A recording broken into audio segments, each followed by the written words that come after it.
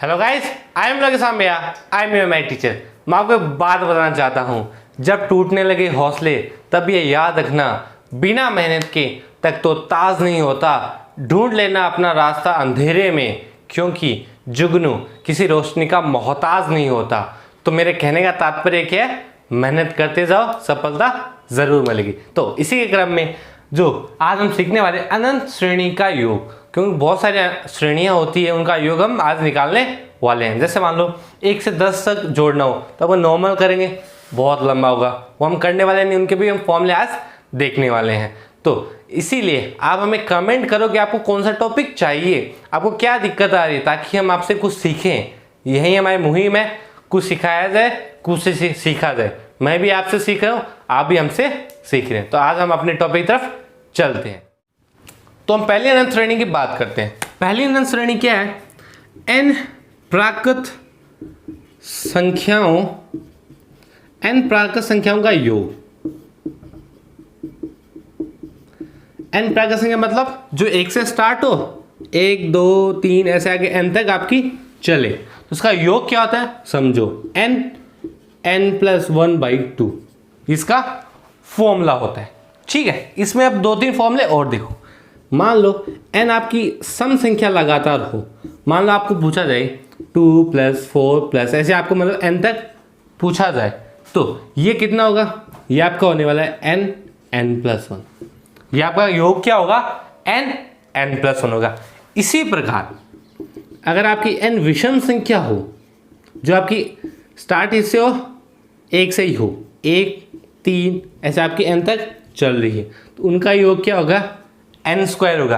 क्योंकि क्वेश्चन बहुत बार से पूछे जाते हैं कि मान लो आपको बोला जाए 1 + 2 1 + 3 + n 1 + 2 ऐसे आपकी चल रही है, आपको बोला जाए कि 15 अंकों तक की संख्या का योग बताइए, तो आप क्या कर दो? सिंपल इसका आंसर निकाल लोगे। क्लियर है? अब इसमें तीसरा और होता है, आपको बोला जाए a से b तक की संख्या का योग। अब इससे मतलब क्या? a से b मतलब आपको बोला जाए कि 51 से लेके 100 के बीच की संख्याओं का योग बताइए, वो तो ना तो इस फॉर्मूले में आएगा ना इनमें आएगा। तो क्या करना है? उनमें सिंपल करना है, योग इन दोनों को जोड़ देना है। यहाँ पे क्या करना है? अंतर +1/2। ठीक है, अब मान लो इसी का ही निकालना, तो मैं क्या करूँगा? दोनों का योग करूँगा, दोनों का अंतर करूँगा, एक जोड़ दूंगा, /2। तो क्या हो जाएगा? ये आपका 151, ये क्या हो गया आपका? ये आपका हो गया 50/2। 50/2 आपको पता होगा ये क्या होता है? 100/, इसको हम क्या लेंगे? इसको 100/4 लिखेंगे। तो 100 का क्या? /4, इसका आप 4 को भाग दे सकते हो। तो ऐसा भी क्वेश्चन पूछा जाता है कि a से b तक की संख्याओं का योग बताइए, तो ये उसका फॉर्मूला होता है। ये बहुत इंपॉर्टेंट होता है और आपका ये भी इंपॉर्टेंट होता है। तो इनमें जो क्वेश्चन आते हैं वो हम अभी देख लेते हैं। तो इसमें क्वेश्चन किस प्रकार कहते हैं वो देखते हैं। आपको ऐसे बोला जा सकता है 1 + 2 + 3, आपको मान लो 10 तक का योग दे दे 55 होता है, और आपको पूछा जाए 11 + 12 + 20 तक का योग पूछा जाए, तो नॉर्मल व्यक्ति होगा वो इनको क्या करेगा? जोड़ेगा ऐसे। ये कितना हो गया? 23 हो गया, आगे से जोड़ेगा 13 और जोड़ेगा। तो हम ऐसे नहीं करने वाले, क्यों? हमें अभी फॉर्मूला सीख लिया है। हमने क्या फॉर्मूला सीखा था? अब देखो मैं क्या करता हूँ, मैं 1 से 20 तक का योग निकाल लेता हूँ। उसका फॉर्मूला क्या है? 20 + 1/2। तो ये क्या हो गया? 10 21 210 अपना मान आ गया। अब देखो मैंने s 20 तक का निकाला है, तो मुझे 11 से 20 के बीच में निकालना है, तो मैं क्या करूँगा? s 10 का घटा दूंगा। मैंने पूरा बेस का निकाल लिया, उसमें से 10 का घटा दूंगा, तो बचेगा क्या? 11 से 20, तो क्या है? 210 - 55। तो ये क्या बना?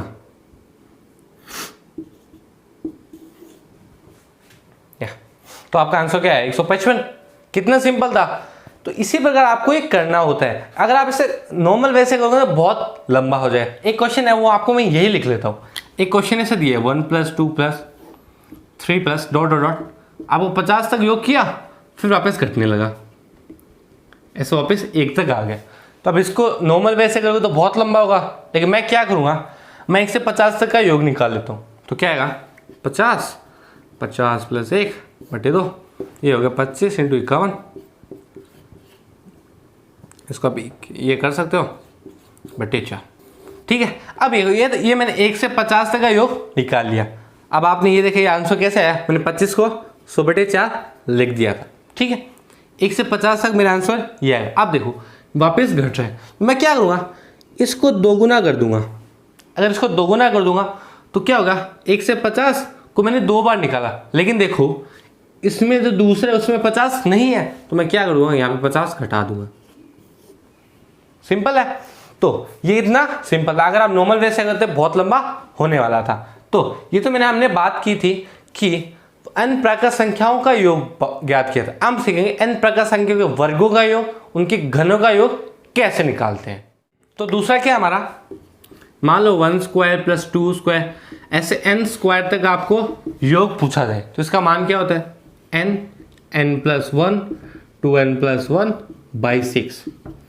ठीक है, इसमें एक पहला पॉइंट क्या है, अगर मान लो सारी विषम हो, अगर उनका योग पूछा जाए तो क्या होता है, four N square minus 1 by 3। अगर आपको सम संख्या हो तो क्या होगा, n plus 1 n plus 2 by 6। अगर आपकी सम संख्या होगी तो आपका ये आंसर होने वाला है। तो यह आपका जो स्क्वायर होता है उनका हमने देख लिया। अब इसमें हम एक क्वेश्चन भी देख लेते हैं। तो आपको पूछा जाए कि 5 स्क्वायर 6 स्क्वायर इनका स्क्वायर का योग निकालो। अगर आप नॉर्मल वे से निकालोगे तो बहुत लंबा होने वाला है, तो हम क्या करेंगे, हम 10 तक के स्क्वायर के जो है योग निकाल लेते हैं। तो क्या आता है, 10 प्लस 1 20 प्लस 1 बटे 2। तो ये क्या होगा आपका 10 11 21 बटे 2, ये होगा आपका 21 इंटू 11 इंटू 5।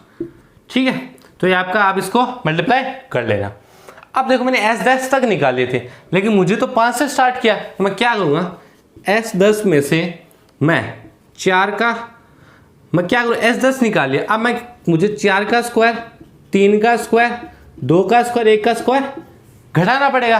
तो मैं भी इनको भी इसी वे से निकालूंगा, मैं 4 निकाल लूँगा, मतलब 4 जो n प्रकार संख्या उनका योग निकालूंगा। तो क्या होगा, 4 प्लस 1 8 प्लस 1 बाई 2, तो क्या हो गया 2 5 9, ये आपका 90 हो गया। तो क्या हो गया 21 इंटू 11 इंटू 5 को में से 90 में घटा दूंगा, तो आपका आंसर आ जाएगा। तो अगर नॉर्मल वे से करते, इसका स्क्वायर सारे जोड़ते तो बहुत लंबा होता। मैंने क्या किया, S10 निकाल लिया, S4 घटा दिया, तो बाकी बचे 6 है, उनका योग आ गया।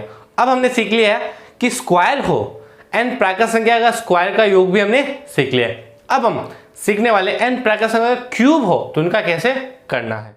तो अब हमारा तीसरा क्या है, अगर मान लो आपको 1 क्यूब 2 क्यूब ऐसे n तक के क्यूब का योग निकालना, उसका फॉर्मूला क्या है, सिंपल, n प्लस 1 बाई 2 का स्क्वायर। तो इसके क्वेश्चन आप देख लोगे। तो चौथा क्या है, अगर आपको मान लो ऐसी संख्या हो 1 - 2 + 3 - 4, मतलब प्लस माइनस ऐसे आपके एकांतर क्रम में आए, तो उनका योग कैसे निकालना वो समझो। अगर आप जो पदों की संख्या जो n है, पदों की संख्या अगर विषम होगी, क्या होगी, विषम होगी, तो आपका जो योग होगा वो n प्लस 1 बाई 2 होने वाला है। अगर इनकी पदों की संख्या विषम है तो क्या होने वाला है, n प्लस 1 बाई 2। जैसे मान लो पदों की संख्या 3 होती तो मैं क्या करता, n 3 पद है प्लस 1 बाई 2, तो क्या आता 2। आप भी देख पा रहे होंगे 4 - 2 2 बचेगा। ठीक है, अगर सम होती तो मान क्या था, मेरा n/2 मान मेरा आने वाला था। तो ये मैंने आज आपको पूरा पढ़ा दिया अनंत श्रेणियों का योग कैसे निकाला जाता है। अगले वीडियो में सीखने वाले हैं कि समांतर श्रेणी, गुणोत्तर श्रेणी वो कैसे निकाली जाती है। यहाँ पे आपको क्वेश्चन दिए गए, उन क्वेश्चन एक बार ट्राई करो और उन क्वेश्चन के आंसर हमें कमेंट करके जरूर बताओ। और आपको वीडियो कैसी लगी वो भी हमें कमेंट करके जरूर बताओ।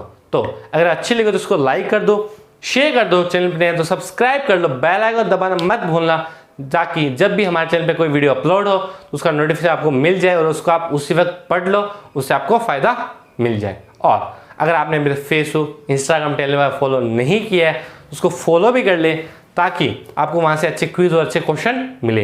यही हमारी आपके लिए मुहिम थी कि कुछ सीखा जाए, कुछ सिखाया जाए। तो अगर आप कुछ कमेंट करोगे जिससे हमें कुछ सीखने को मिलेगा, अगर आप अच्छा कमेंट कर रहे हो, मतलब अगर आप बोल रहे हो कि आपकी वीडियो अच्छी जा रही है तो मुझसे मोटिवेट होंगे। अगर आप कोई बुरा कमेंट कर रहे हो तो हमें पता लग रहा है कि वहाँ पे हमारी गलती है, वो एक्चुअली में हमारे लिए अच्छा कमेंट है। तो आप वहाँ पे हमें कमेंट करो। Thank you.